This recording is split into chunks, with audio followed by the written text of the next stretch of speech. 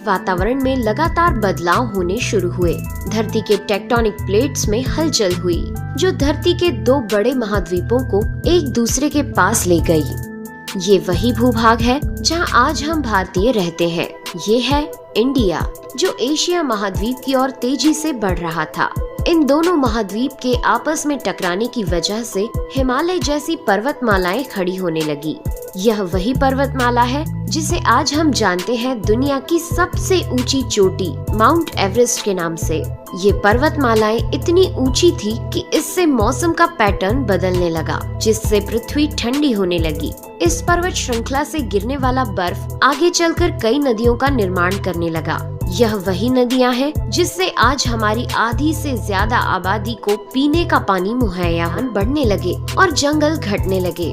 तब ऐसे जानवर विकसित हुए जो खुले मैदान में रहने के लिए उपयुक्त थे, और इन्हीं में दूसरे जानवरों को खाने वाले जानवर भी विकसित होने लगे।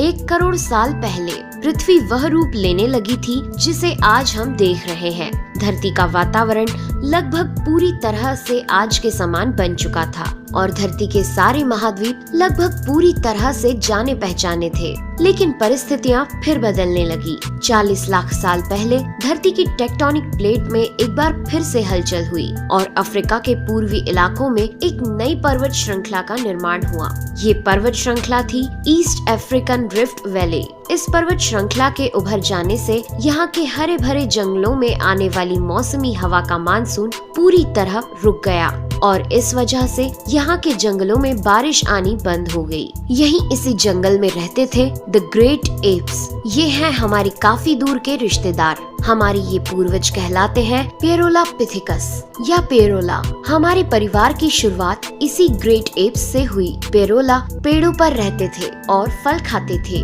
वजनी होने के कारण ये एक डाल से दूसरी पर नहीं जा सकते थे, इसलिए ये हमेशा झूलते रहते थे। कभी कभी ये अपने 2 पैरों पर भी खड़े हो जाते थे। ये चल सकते थे। आम धारणा के उलट सीधे चलने की क्षमता जमीन पर नहीं बल्कि टहनियों पर विकसित हुई। बाइपेडलिज्म यानी 2 पैरों पर चलना इंसानों की नहीं बल्कि एप्स की खोज थी। आगे चलकर ये ग्रेट एप्स जलवायु और जगह के अनुसार बदल गए। कुछ चिंपैंजी और गोरिल्ला में विकसित हुए, कुछ इंसानों में विकसित होने शुरू हुए। वो पूरे अफ्रीका में फैले हुए थे। बारिश के बंद हो जाने से यहाँ के जंगल सूख गए, जिसका सबसे ज्यादा असर इन एप्स पर पड़ा। जंगल सूख जाने से इन एप्स के लिए खाने की समस्या उत्पन्न हो गई और इसीलिए अब ये पेड़ों से उतरकर खाने की तलाश में जमीन पर अपने कदम रखने लगे।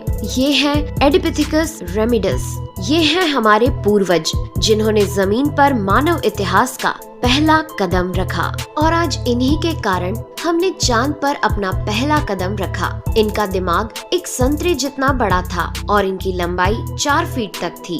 ये हमारे वंश के सबसे पहले सीधे चलने वाले जीव थे। कई हजार सालों के विकास क्रम के बाद ये 2 पैरों पर चलने लगे। इससे ऊर्जा कम खर्च होती थी और ये चलते चलते भी खा सकते थे। 2 पैरों पर चलने से अब ये सीधे खड़े होकर दूर दूर तक नजर रख सकते थे। समय के साथ साथ विकास की प्रक्रिया चलती रही और हमारे पूर्वज धीरे धीरे विकसित होने लगे। 23 लाख साल पहले हमारे पूर्वजों का दिमाग काफी बड़ा हो गया था। ये थे होमो हेबिलियस। इन्होंने पहली बार पत्थर को हथियार की तरह इस्तेमाल करना शुरू किया। जैसे ही इस मामूली से पत्थर पर धारदार किनारा बना, हमारे पूर्वजों के पास एक हथौड़ा आ गया। हमें काटने का हथियार मिल गया, जिससे वह हजारों ऐसे काम कर सकता था जो वह पहले नहीं कर पाता था। पत्थर के इस्तेमाल ने अंगूठे और उंगलियों को मजबूती दी, जिससे हम और अधिक कुशल तरीके से इनका इस्तेमाल करने में सक्षम हो गए। समय बीतने के साथ ही हमारे पूर्वज अब समूह में अन्य जानवरों का शिकार करने लगे थे। ये थे होमो इरेक्टस, जो अन्य जानवरों से ज्यादा होशियार थे। इन्होंने ही सबसे पहले आग का इस्तेमाल करना सीखा। आग की खोज हमारे पूर्वजों के लिए सबसे बड़ी खोज थी। ये उन्हें गर्मी, रोशनी, अंधेरों और जंगली जानवरों से सुरक्षा देती थी और इसी वजह से अब परिवार भी बनने लगे। इन्होंने आग पर मांस को पकाना सीख लिया था। आग पर खाना पकाने का मतलब था कि मांस को चबाने और पचाने में ऊर्जा का कम खर्च होना, और इसी वजह से ये ऊर्जा अब इनके दिमाग में खर्च होने लगी और इन्हें कैलोरी और ज्यादा ताकत मिलने लगी, जिससे हमारे पूर्वजों का दिमाग काफी बड़ा हो गया। 2 लाख साल पहले आज के इंसान ने अपना रूप ले लिया था। लैरिंग्स यानी आवाज की जो नली हमारे पूर्वजों में गले के ऊपर थी, वो नीचे आ गई थी। अब हम ज्यादा जटिल आवाजें निकाल सकते थे। हमने बोलना शुरू कर दिया था। पहली बार कोई जानकारी एक से दूसरे इंसान तक या एक से दूसरी पीढ़ी तक पहुंचने लगी थी। यही वो आखिरी विकास क्रम था जिसके बाद विकसित होकर हम बने। हम यानी होमो सेपियंस। 1 लाख साल पहले इंसान कहीं भी जा सकता था। हमारे पास फुर्तीले हाथ और प्राचीन हथियार थे। हम बात कर सकते थे, आग को काबू में रख सकते थे। अब हम अपने अफ्रीकन घर को और बड़ा कर सकते थे। महाद्वीप यानी कॉन्टिनेंट खिसके तो अफ्रीका और यूरेशिया जुड़ गए और उससे बनी एक बहुत बड़ी जमीन जिसका नाम था एफ्रो यूरेशिया। इंसानों के दूर दूर जाने से बहुत बड़ा बदलाव आया। अब हम एक महाद्वीप से दूसरे महाद्वीप में रहने लगे।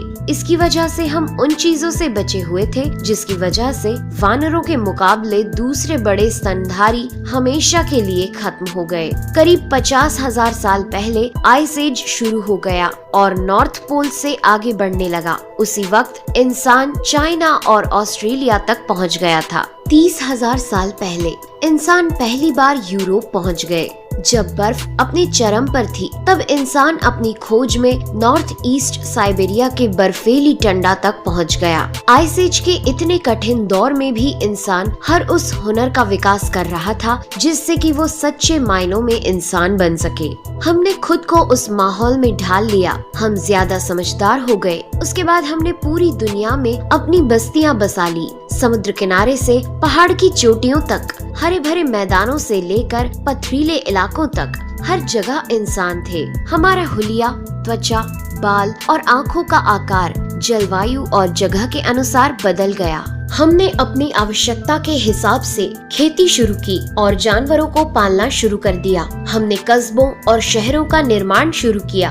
उसके बाद हमारी सभ्यता और संस्कृति का जन्म हुआ। हमने विज्ञान और गणित का इस्तेमाल शुरू किया जिससे हमें भविष्य में जाने के लिए ऊर्जा और तकनीक मिली। ये है हमारा समय।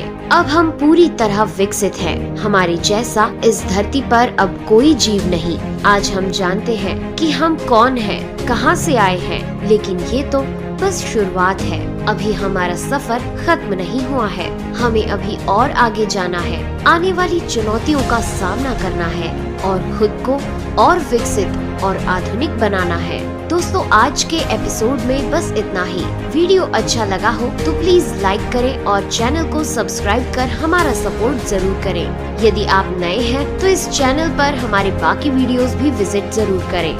साथ ही सब्सक्राइब कर नोटिफिकेशन बेल को भी ऑन कर लें। मैं हूं आपकी दोस्त नेहा आगरकर। फिर से मिलेंगे एक नए एपिसोड में। तब तक के लिए दीजिए इजाजत। नमस्कार।